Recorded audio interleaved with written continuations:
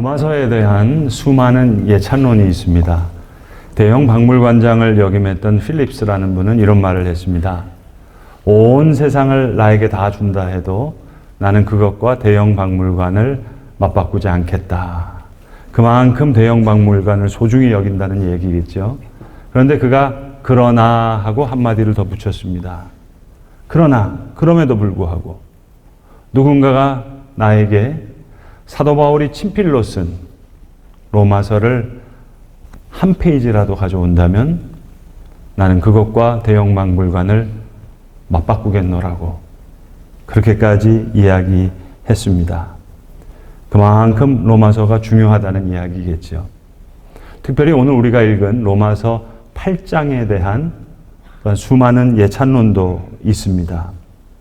어떤 이는 이런 얘기를 했습니다. 성경이 마치 하나의 반지라면, 다른 성경이 손가락에 끼워진 가락지라면 로마서는 다이아몬드 반지에 있는 다이아몬드와 같고, 그리고 로마서 8장은 그 다이아몬드에서 가장 빛나는 끝부분과 같다 라고까지 이야기했습니다. 어떤 분은 이런 얘기를 했습니다. 만약 천재지변이 일어나서 전 세계에 있는 모든 성경책이 다 없어진다고 해도 로마서만 있으면 우리는 충분히 예수를 믿고 구원을 얻을 수 있을 것이며, 또 혹시 로마서가 다 남겨지지 않는다 하더라도 로마서 8장 한 장만 있다면 그것으로 우리는 충분히 구원을 얻을 수 있다. 로마서를 지극히 사랑했던 분들이, 로마서를 통해 수많은 은혜를 받았던 많은 분들의 간증입니다. 오늘 우리가 함께 읽은 로마서 8장, 특별히 오늘의 본문은 우리에게 이렇게 말씀합니다. 우리가 종이 아니라 상속자라는 겁니다. 그리스도와 같은 상속자가 되었다. 너무나 놀라운 이야기가 아닐 수 없습니다. 제가 자란 교회는 저 서울 이문동에 있는 동안교회라는 교회인데요. 동서남북 할 때 그 동자를 쓰고 평안한 안자를 쓰는, 그러니까 동대문 밖에 있는 평안한 교회다 하는 그런 이야기일 텐데, 사실 여러분 이문동은 그렇게 평안한 동네가 아닙니다. 뚝방 옆에 있는 변두리 중에 있는 변두리, 그런 곳이었습니다. 저는 송 목사님이라고 하는 원로 목사님 밑에서 세례를 받고 이 송 목사님 밑에서 신앙생활을 했는데요. 이 송 목사님은 원래 서울 약수동에 있는 신일교회라고 저희 교단의 아주 역사가 깊은 교회입니다. 그 신일교회의 담임 목사님이셨어요. 그런데 1960년대 초반에 대한민국에 무슨 일이 있었는고 하니 정부에서 새로운 호적에 대한 시행령이 내려왔어요. 자, 이제 6.25 전쟁 때문에 이산가족이 됐습니다. 근데 이북에서 내려오신 분 중에서 이제 결혼하신 분들도 있고 북에 두고 온 가족이 있는 분이 있잖아요. 그런데 정부에서 그 북에 있는 분들도 호적에 올리면 호적으로 수용해 주겠다 하는 그런 시행령이었습니다. 그런데 죄송하지만 이 송 목사님 같은 분은 이북에서 이미 결혼을 하셨던 분이거든요. 근데 사모님과 이산가족이 되었어요. 이제 이남에 내려와서 목회를 하셔야 되겠는데 혼자서는 목회를 하실 수가 없잖아요. 그래서 남한에 내려와서 다시 결혼을 하신 거예요. 이것을 중혼이라 그럽니다. 재혼과는 좀 다른 개념이죠. 이런 중혼하신 목사님들 더러 계셨거든요. 그런데 자, 이제 이남에 내려와서 사모님 만나서 결혼했는데 북에 계신 사모님 호적에 올릴 수 있습니까, 여러분? 이거 얼마나 난처한 얘기입니까? 못 올리잖아요. 그러니까 약수동에 있는 신일교회에서 어려움을 겪으신 거예요. 교회를 떠나실 수밖에 없는 거예요. 여러분, 이거 눈물 나는 얘기입니다. 한번 상상해 보세요. 그 교회에 계실 수가 없는 거예요. 어디로 가시나요? 이북에서 내려왔고 사대문 안에 있는 교회에서도 지금 쫓겨날 판인데 변두리로 가는 거예요. 여러분, 이런 목사님들이 어떤 마음으로 목회하셨겠어요? 이게 정말 눈물 나는 얘기입니다. 이 송 목사님이 이남에 내려서 중원하셔서 낳은 아들 목사님이 제 3년 후배거든요. 저 의왕에서 작은 교회를 맡아서 목회 지금 잘하고 계시는데 저는 이렇게 생각합니다. 제 나름대로의 해석입니다. 그래, 그렇지. 교회와 교인들에게는 쫓겨났을 수 있지만 하나님은 귀한 종을 오른장 중에 굳게 붙잡아 주셔서 하나님의 아들 삼아 주셨겠지. 하나님 인정해 주셨구나. 그러니까 동안교회도 있고 중원으로 주신 아들도 목사가 됐고 하나님이 인정해 주셨구나. 저는 오늘 읽은 본문이 그렇게 읽혀져요. 자녀이면 또한 상속자, 곧 하나님의 상속자요. 그리스도와 함께한 상속자니 우리가 그와 함께 영광을 받기 위하여 고난도 함께 받아야 할 것이니라. 하남에서 목회하는 제 동갑내기 친구 목사님이 있거든요. 김 목사님이라고. 이 목사님도 같은 케이스예요. 아버지 목사님이 이북에서 내려오셔서 중원 문제 때문에 송 목사님이랑 비슷한 일을 겪으셨거든요. 그래서 제 또래 목사님 중에는 이런 분들이 많아요. 제가 60년대생이기 때문에 6.25 전쟁이 끝났잖아요. 남북이 갈려졌잖아요.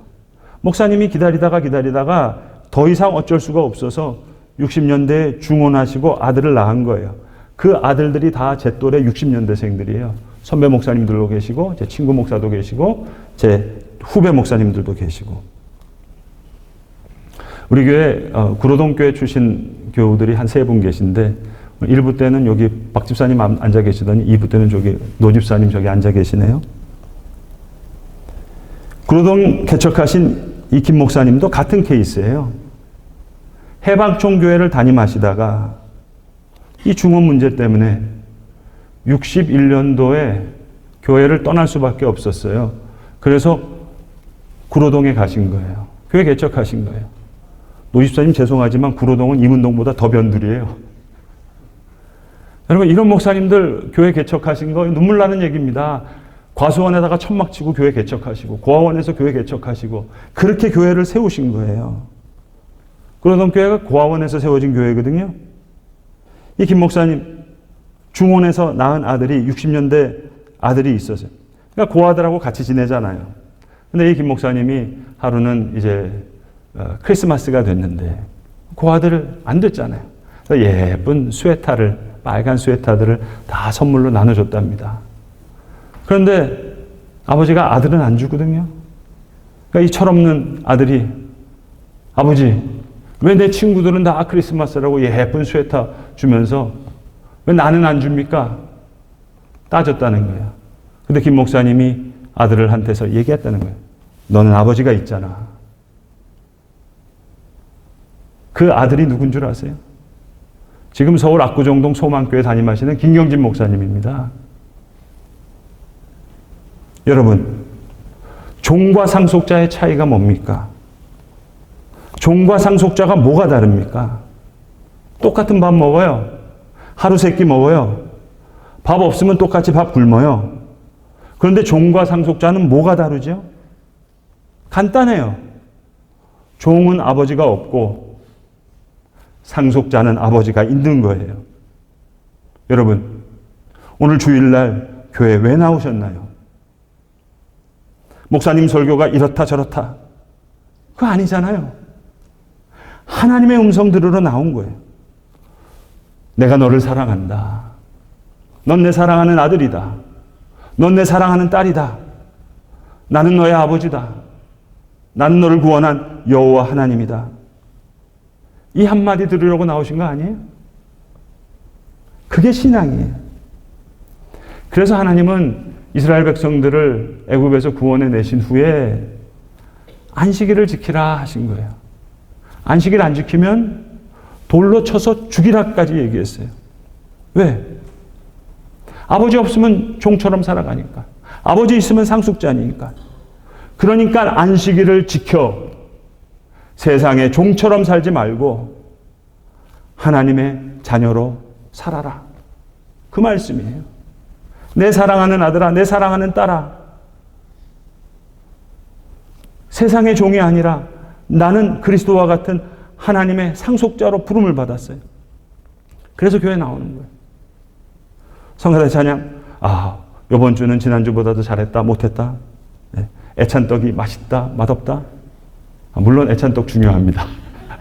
성가대 찬양도 중요합니다. 오늘 성경은 말씀합니다.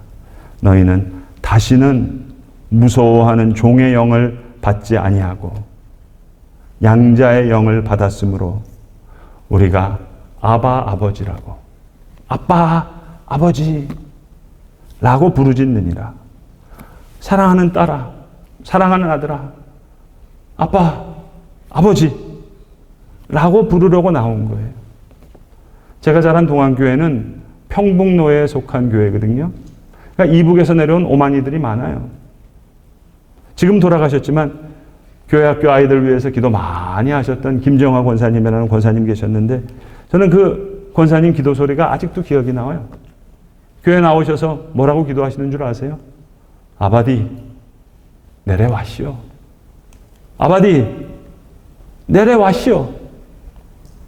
여러분, 그 한마디면 되는 거 아닙니까? 더 이상 종이 아니에요. 상속자예요. 아바디 내려와시오. 이 대목에서 이런 거 시키면 좀 죄송할 텐데, 여러분 옆에 분들이랑 한번 인사 한번 해보시겠어요? 내래 아바디 보러 와시오.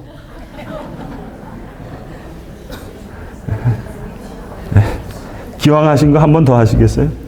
종처럼 살지 말고 상속자처럼 삽시다. 죄송하지만 교회 안 나오면 종처럼 사는 거예요. 교회 나오면 상속자처럼 사는 거예요. 왜요? 아버지 만났으니까. 신분이 다른 거예요. 춘향전에 보면 이몽룡이 저 암행어사가 돼가지고 월매 만나러 나오는 장면이 나오잖아요. 그러니까 막 행색은 거지예요. 기분 나쁘게 밥을 줬더니 마파람에 개눈 감투듯이 밥을 먹었다 그러잖아요. 얼마나 구박을 받습니까? 야, 참 답답한 구박인데 행색은 거지예요. 그런데 이몽룡이 태연자약하잖아요.